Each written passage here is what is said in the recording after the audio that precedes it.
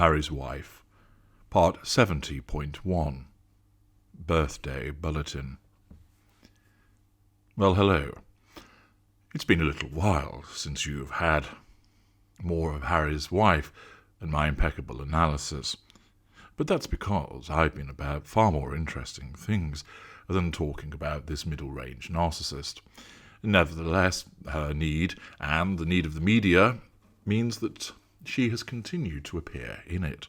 And, as always, since you ask, and I analyse, I now am catching up with some of the more recent news events in the world of Harry's Wife to enable you to understand the narcissism in action. As always, I leave it to you to determine the veracity of the relevant news articles. I provide you with the analysis, explaining the narcissism in action. Naturally, one's attention is immediately drawn to the fact that Harry's wife had her 40th birthday a little while ago, and it is only fitting, really, that we go to Hello and see what they had to say about it. The article reads, Harry's wife makes first video appearance after Lilibet's birth to mark 40th birthday. The Duchess of Sussex has launched the 40/40 initiative on her milestone birthday.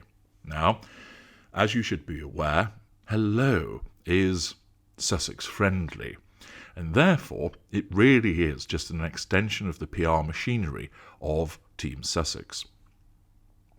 It will portray Harry's wife and all associated with her in a benign way.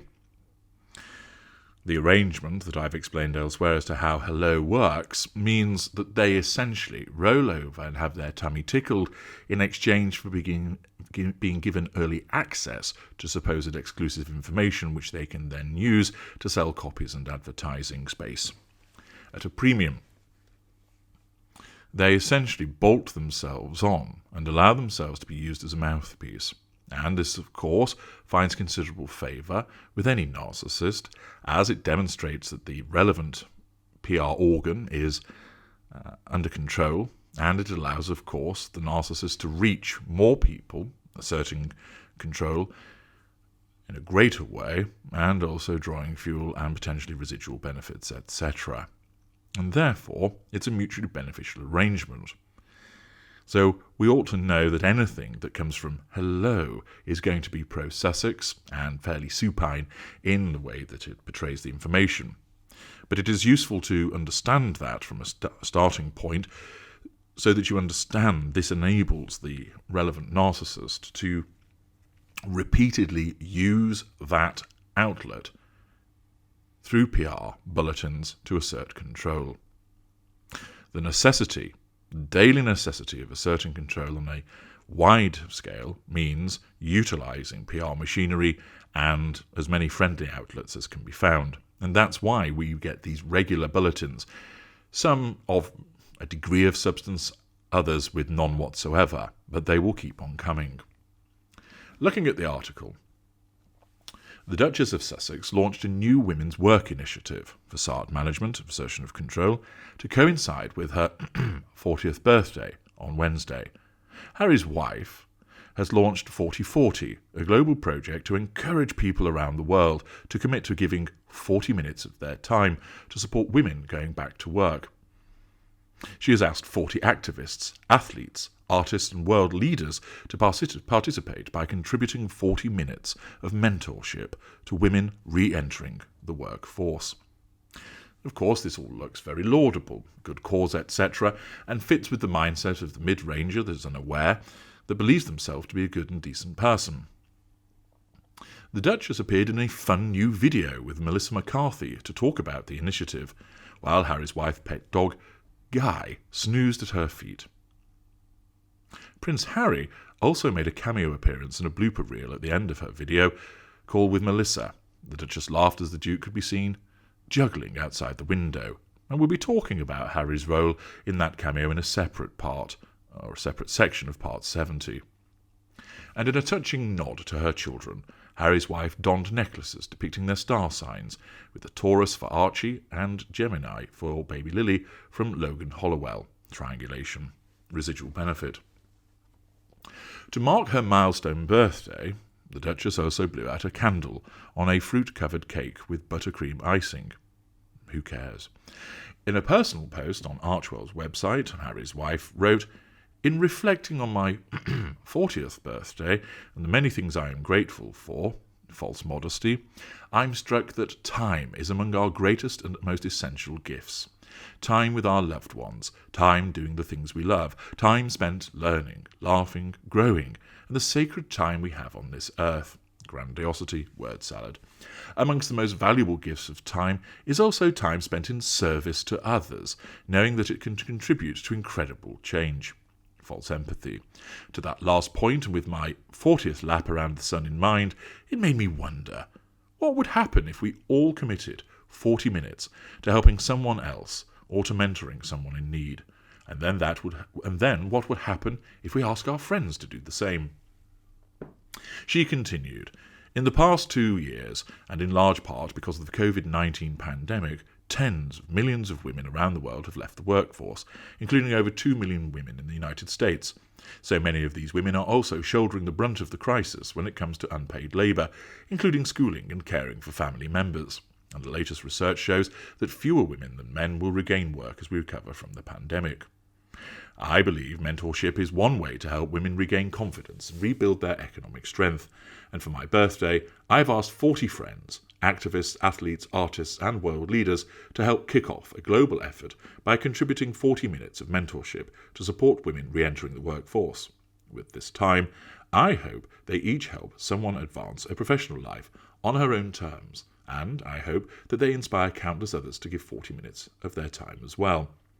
If you are able, please join us and pledge 40 minutes today in service of others in the way that feels right to you. The time that you can donate can contribute to a global wave of service and set in motion meaningful impact in our communities and across the world." All of this is, of course, facade management and grandiosity. It has to be understood that when a narcissist engages in this behaviour, it does not come from a position of emotional empathy. It's not done out of sheer goodness. It is done as everything that a narcissist does when it comes to an interaction with another human being for the purposes of the prime aims, chiefly fuel and control, character traits, and residual benefits. And this is no different. Of course, I've pledged more than 40 minutes.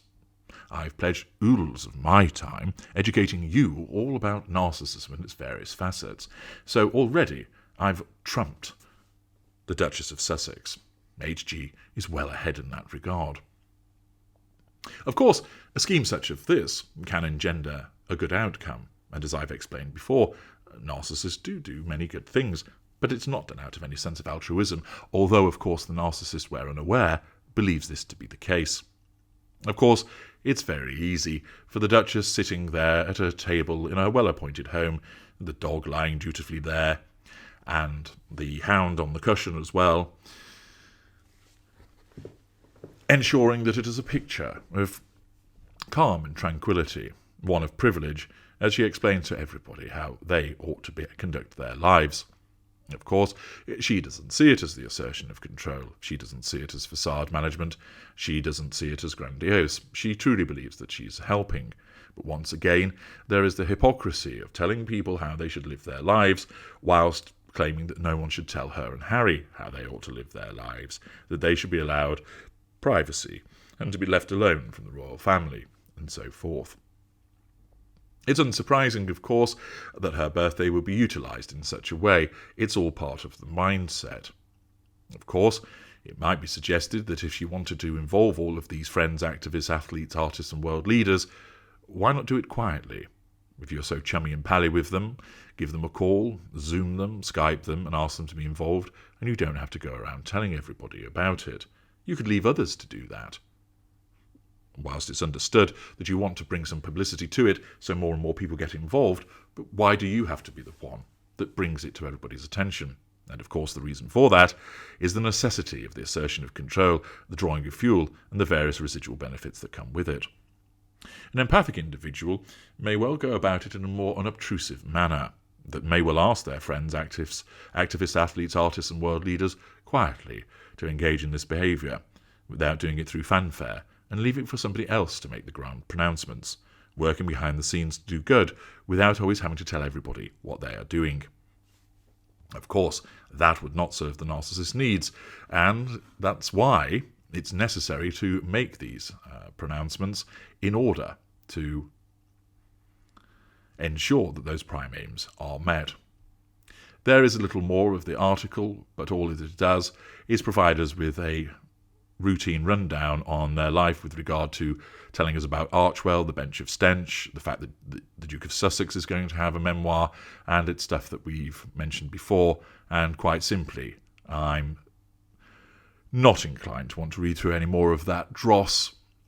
Instead, let's move across to another article that focuses upon this recent pronouncement, something called the Overtimer, with an article written by Hasib Afzal explaining Royal Expert claims Harry's wife's 40/40 initiative is nonsense.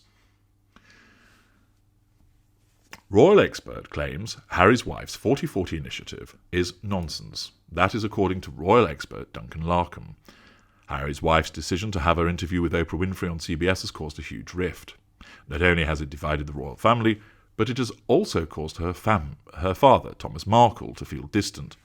Just recently, he admitted that he sent his daughter some flowers for her 40th birthday. Benign Hoover intended to assert control, because he too is a narcissist. But given that their relationship has become so strained, he claimed that Harry's wife did not even acknowledge them. Assertion of control by remaining in withdrawal. Two narcissists colliding, as I've explained to you previously. He needs to assert control over her, does so by way of a gift, which in effect is bribery. It's a benign assertion of control. However, because he's painted black, she doesn't want anything to do with him, and therefore her unconscious narcissism instructs her to ignore him, and she asserts control through the third assertion of control by staying in withdrawal. Of course, Mr. Markle, being a narcissist himself, can't leave matters there, and he has to bleat, as he always does, to the press about the fact that he's been ignored. Pity play, indirect assertion of control. The article continues, and things have continued to get worse, as he called out his daughter. In an interview with GB News, he branded Harry's interview with Oprah as lies. He said, "No, she lied. She's changed. She's not the daughter I knew. My daughter was a much more giving, loving person than she is now." Smearing, indirect assertion of control. These rifts have created irreparable damage, despite Harry's wife's desire to create some social change. She recently announced her new 40/40 campaign. This was designed to help women who had suffered from the pandemic make a return to work through mentoring. However, given that Harry's wife's own conduct has led to the royal family being damaged, Duncan felt her actions were hypocritical. In an interview with the True Royalty TV's The Royal Beat, it's a mouthful, isn't it? He revealed she has left behind her a trail of devastation on the Markle side and now on the Windsor side. I don't want to see her lecturing young mums having to go back to work from inside her $11 million LA mansion. Indeed. And of course, it is typical for many narcissists to leave behind a trail of devastation because people are appliances that are to be used, and we're always moving forward. We pick you up, turn you around, spin you round and round, suck what we need from you, pop you back on the shelf and move on. Because we have no emotional empathy, no guilt, no conscience, no remorse, we do not care a jot as to the impact it has upon you and anybody else. Physical injury, emotional fallout, damaged finances, strained and broken relationships, psychological damage, whatever it might be, it really doesn't matter, because it's the price that you have to pay for us being involved at some point in your life. Therefore, the fact that there is this trail of destruction is entirely understandable and predictable. And, of course, it is then demonstrated the hypocrisy that is engaged in by sitting there in a multi-million-dollar mansion lecturing people on how to live their lives. Of course, if you were to point that out to Harry's wife directly, her narcissism would not allow her to see that. It would cause her to believe that she's just trying to help, just trying to give something back, that she was using her birthday as a platform for the purposes of helping people. She does not see that it is all linked to the prime aims, because she does not have that awareness. The article continues, nevertheless, her campaign could lead to reconciliation between the royal family. There are rumours that Kate Middleton could also join the initiative.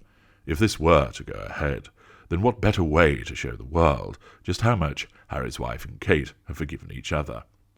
Don't hold your horses on that. And that is precisely what Harry's wife should be focusing on, Duncan added. This initiative is a nonsense. She should be spending her time trying to build bridges with the very people that she and Harry betrayed. That's what I think most people in this country believe. Of course, that is the view of somebody who doesn't understand a narcissist. She will not see it as necessary to build bridges because she sees herself as the victim, the hard done to, the person that escaped the palace, the individual that had to flee the United Kingdom as she was remorselessly and unfairly persecuted by the press, by the media, by other members of the royal family. Why should she repair the bridges with these people? Her sense of entitlement, the haughtiness, will mean that her narcissism dictates she ought not to, and they should come to her, begging forgiveness, coming to kiss her pinky ring, in order to seek sweet mercy by her forgiving hand. Of course, there will be various members of the royal family who would not do so, and that will cause a continued standoff. The article continues, time will tell whether Harry's wife's actions will create more harm than good.